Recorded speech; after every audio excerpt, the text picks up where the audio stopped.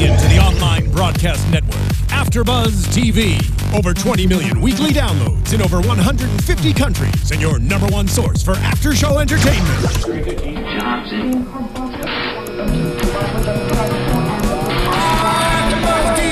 AFTERBUZZ TV, the destination for TV superfans. Producing aftershows for over 300 of your favorite TV shows. Interviewing celebrities and showrunners. And bringing you behind-the-scenes exclusives. All thanks to E! Entertainment's Maria Menounos, producer Kevin Undergaro, and internet leader Akamai.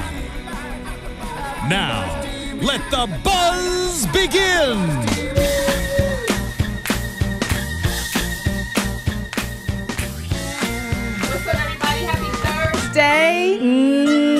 It's Ashida Onrae here, bringing you the AfterBuzz After Show from Mary Mary. As you can see, my boy Lem is not here. He is on a major assignment tonight. We're wishing him all the luck in the world. He'll be back with us next week. But instead, I got my boy, Phil. Hello, everybody. What up? He'll be with us shortly on camera. Sitting next to me. He is manning the controls over there, so just bear with us just one moment. And I am ready to bring Mary Mary to you. Let's do this. All right.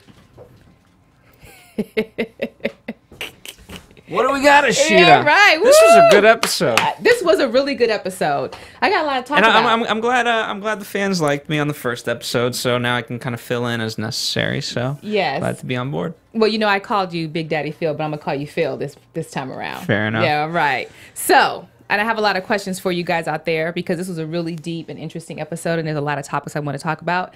And I'm going to go scene by scene episode for this particular one. And let's start off with Tina managing Mary Mary. She's not doing a good job. No.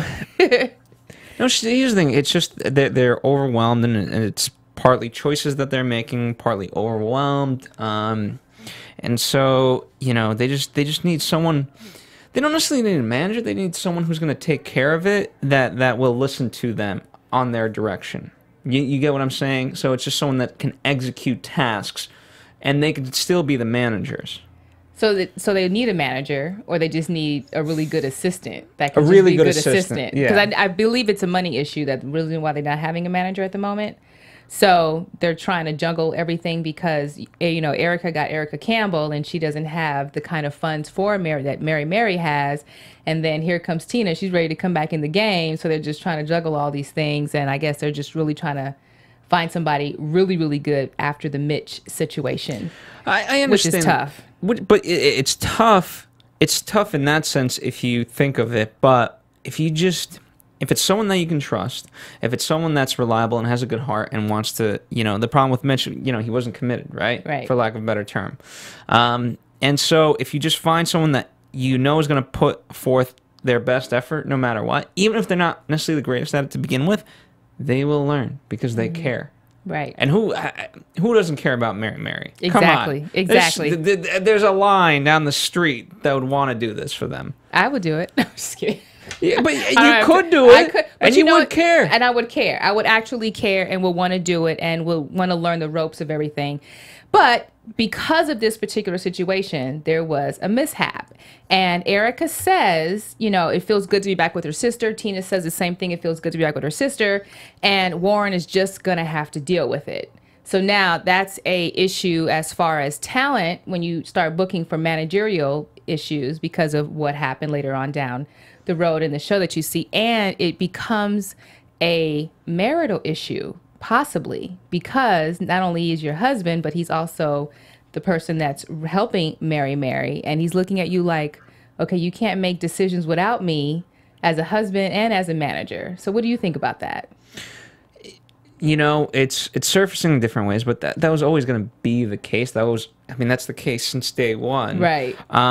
So it just comes down to a system. You know, right now I feel like a lot of systems aren't in place, you know, across the board, whether with Warren, whether with Tina, Erica, it doesn't matter.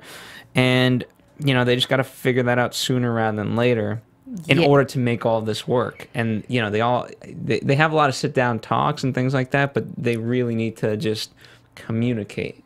which is tough for them. It is. Right. It's tough for them. So I want to ask you as the viewers, do you think that it can become a marital issue? Do you think it is a marital issue? And do you think that she should be very cautious about how she says, okay, well, Warren just has to deal with it? She definitely has to be careful of that. And I think, you know, they just, every now and then, they just need time for themselves where it's not, you know, Mary this or Erica this or Tina, just them as a couple. Right. You know, and I get it. They're touring and things like that at the moment. So the time is few and far between. But when you get those moments, you got to just enjoy them. True. And I agree with you on that, because it cost Warren $40,000 because she couldn't say no. Mm-hmm. So now he's like, okay, now I'm pissed off as, you know, my block, and I'm pissed off as a husband at the same time. Because he's like, okay, how do I do this? He just had to walk off. He had to just walk off, get to the car and say, okay, you know, I'm going to have to fix this. Because now it's like, okay, you can't say no, which becomes a problem. Because you got to learn how to say no. You got to be able to remember your commitments as Erica Campbell, and you got to remember now your commitments as Mary Mary. So I want to hear from everybody to hear what your thoughts are. Marital issue, non-marital issue. Do you think Warren handled it the right way? Let me know. I read all comments. I look forward to hearing your thoughts. I don't know if he handled that situation, but he was certainly, for me, he was right. I think he handled it right. Because he was, you know, as he said, I mean, yes, it's the money, and $40,000 is a lot of money, but also it's the effort that he really put a strategy behind this. Right. And, you know, you know, it's not something that I think about, but he's like, I've been trying to develop these markets for you. So that way you can do a solo show. Right. And now you just negated it. Right. Because she didn't talk to him, and because she said, you know what, he's just going to have to deal with it. Now, if she was able to communicate that with him and say, hey, babe, this is the situation. This is what's going on. What do you think? He would have most likely said, okay, you know what? You have to say no, because I put 40 grand into developing you, and that's supposed to be a market for Erica Campbell, not Mary Mary, for you to come and sing. And so this all happened because Tina couldn't take the call because, you know, again, it's all about her, what her situation is, and her daughter was cheering. Yeah. You know, so it's like, okay, do you want a marriage or do you want to be a mom? But here's the thing. I'm not a mom, but I want to know what mothers think out there, fathers too.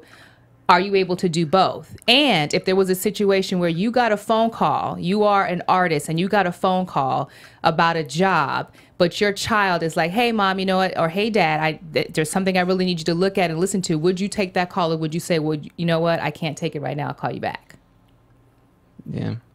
That's a tough call. So I would love to hear from the parents to let me know what you think about that, if you're able to juggle both. Or maybe you just say, hey, you got 10 minutes. Yeah. You know what I mean? You can just knock it out. You got 10 minutes. All right, cool. Or I'll call you back in 10 minutes. Yeah. So, you know, I just want to hear what everybody else has to think about that. And moving on, Tina goes in one of your favorite scenes here. Tina goes and talks. My favorite scene? Yes, Damon John. Oh, okay. Yeah. I was like, wait, where is she going? Yes. Nothing bad. Yeah, no, of course. David John, I love this guy. I watch him on Shark Tank all the time, and so I have a lot of respect for him, and just the way he carries himself, it's great. And to see him in a different environment apart from Shark Tank, and in this way, and to be, you know, he's always been supportive, but now kind of really in that element of developing something. I enjoyed it, and he's like, okay, tell me the 5 things about it. And he got really excited. Right. And he also said, you're a lot stronger than I am. That's true. You know what I mean? Because everybody can't handle it, or that would not be their testimony. Basically, she said, you know what, I was put through the test, and this is my testimony, which I like. Now, here's my question to you and everybody else watching. Do you think that Tina should have taken that meeting, or do you think that she's supposed to handle her business as a manager and go to the rehearsal, make sure everything is set up okay, because that's what she did instead, which in turn shows there's a problem at rehearsal because they couldn't do a sound check. You know, it just is always that juggling. There's the second time. Yes. This is my second Mary Mary after show, and it's the second time we're dealing with a sound check issue. Right. We just need, again, I feel like at that point, just delegate it to somebody who can handle the sound check. Like, you can do both.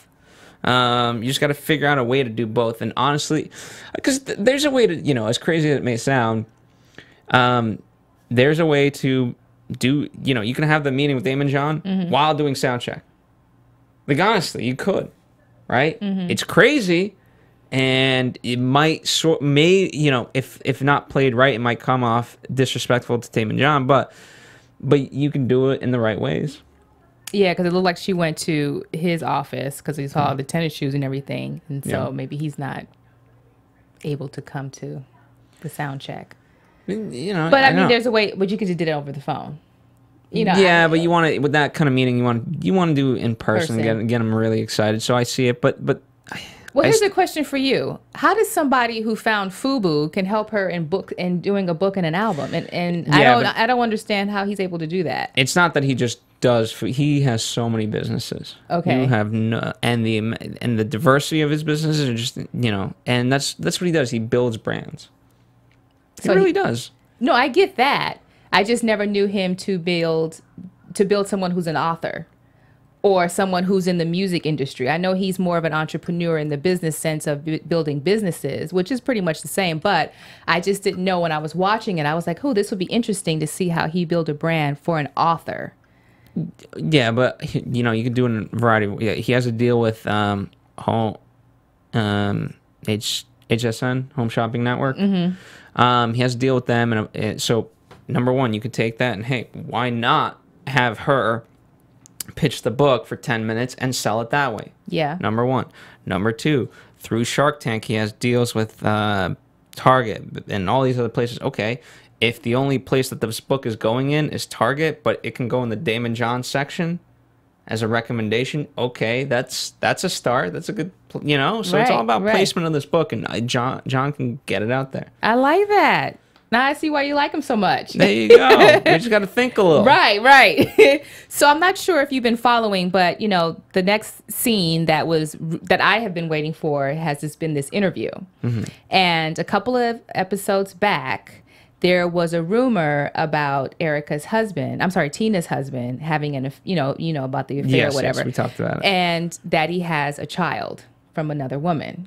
But they left it off as ending where they said, you know what, we don't want to tell Tina this because this will bring back the old Tina. So now it comes back again on the episode, but right before the interview with Sister to Sister magazine founder. But they didn't tell Tina until 5 minutes before the episode. So Lem and I were discussing and saying, hey, would you tell your sister right before the wedding because she was getting married when the article broke, or do you wait until she comes back from a honeymoon? But she's been back for a while apparently, and they haven't said anything. So 5 minutes before the interview, they go ahead and say, hey, you know what? They're going to ask you this question, and here's the article. You know what? I mean, at the end of the day, the good news is, as Damon John said, you're much stronger than I am. And so she's ready to get this story out there. And, she's facing it head on. And so I feel like she expects these types of things. Yes, it would be nice to know, I think 100% tell her in far in advance as you can, and whether before the wedding or not. And that is a tough call. Yeah. I think... But definitely before the interview. At least a day before the interview. I mean, but 5 minutes before the interview. Literally 5 minutes before the interview. By the time she reads it, that's rough. By the time she read it, the lady was already there. Yeah. Ready to do the interview. Now, she spoke. Now, this is what I love so much about Tina is the fact that she's honest. She's real. But Erica has an issue with it because she's a gospel artist. But this is what I love about her because she's so honest and so real. Even though you're a Christian, even though you believe in God and love God, life happens all the time. And you have emotions associated with it. You have feelings associated. And you can't suppress that because you're a gospel singer. So she lets it out. She talks about it. She's open with it. Even the rawest of feelings and emotions where she's like, yes, I wanted to kill him. I wanted to hurt him. I wanted to go off on him. I wanted to do all these things. But then Eric is like, but wait a minute. You're a gospel singer. Wait a minute. You're not supposed to tell this story. But I think it helps a lot of people if you tell the story. You know what I heard? What'd you say? You know what I heard? Oh, okay. I was like, what?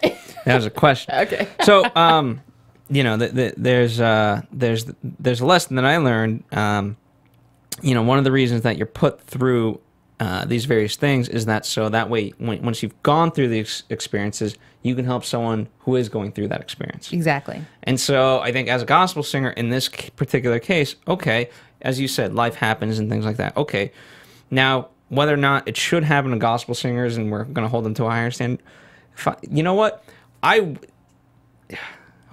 In the spirit of which this is intended, you want them to have gone through every life experience possible, so that way they can be an example to you, right, when you, God forbid, are going through these circumstances, right? That's the whole point. You want some guidance along this journey, and you know what? Obviously, you know, the music helps and things like that, but it's also the rawness and the honesty of it. Right. I agree. Now, Tina, the way that she describes what she went through was with a lot of passion. Yeah, she go. You can feel it, and I get how Erica can sometimes go, okay, wait, stay on the happy side. You know, let's just stay positive. And I get that, and I respect that. But what do you think, viewers? Do you think that there's a conflict with Tina being raw and honest? Do you agree with Erica that she should always stay positive, or should she tell her story? I think there's a way to do both, right? And there's a way to structure it so that way, yes, like, hey, here's everything that I've gone through, but here's the upside of everything, and for it, these are the things that I've learned. However, you know, so. And now you could argue that she was doing that, and Erica just doesn't agree with it because it's not exactly how she would say it. So it's just you know, that's up for debate. But I think you can do both. I think you can do both, and I think, you know, Tina's Tina, and Tina tells the story the way she tells the story. But I find it. I mean, it's not funny, but I'm more intrigued when she tells the story because of how she delivers the story. She's so passionate about it, and I'm like, yeah, I understand that. Yeah, I get that. Yeah, I'm with you, and I'm so proud of you, and I'm proud of both of you guys getting through that. Yeah. You know, now if I go through something, at least I know who to reach out to, or who to call on, or whose music I can listen to, because I know whatever music that has come through during that time, I know it's real. Yeah. You know, and the passion behind it. So yeah, I'm interested to hear the comments. Is there a conflict with her being a gospel singer? I don't think so. I don't think so either, but Erica made a point and said it. You're a gospel singer. You can't go around talking about how who wrote this. Give me this gospel rule book. You can't go do this. Who wrote this book? Well, you know, I think Erica is a little bit more private, and that's fine. And that's fine too, as long as she's not, you know, parading out your life.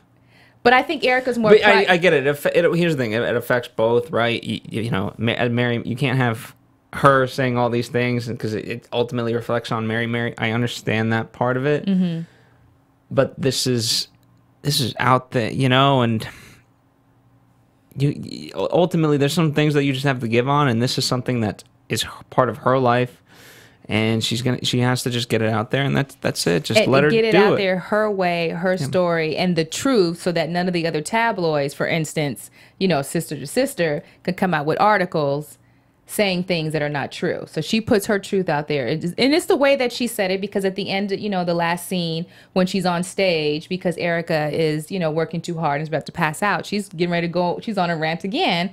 But it's almost healing, because you don't know what those people are going through in the audience. And so when you're listening to somebody, you're like, yeah, yeah. And then but you're not looking at her as saying, okay, she's somebody that's going through it. You're looking at her saying, okay, this is what it looks like when you've gone through it. You're still standing, and you're able to share the story. And that's pretty much, I think, what Tina is trying to do, is saying, you know what? Guess what? I'm still here on the mic. I'm still standing on this stage. I've remarried my husband, and we worked it out. Amen. Little Mo Jesus. All right. Well, let's get into a little predictions. We'll just pretend like we have our little music going on. So my predictions last time was, you know, that Warren is going to go through the roof, you know, dealing with what's going on, and especially with Mitch. I still think that might happen, but now he's probably going to go through the roof with Erica and Tina before he even gets to Mitch, because of what's happening. So those are my predictions. And now watching this episode, yeah, Tina's not going to be the manager of Mary Mary anymore. That's my prediction. No, not at all. She's not good at it. Nope. So what are your predictions? You have any predictions from watching this episode? I don't know. It's going to be tough.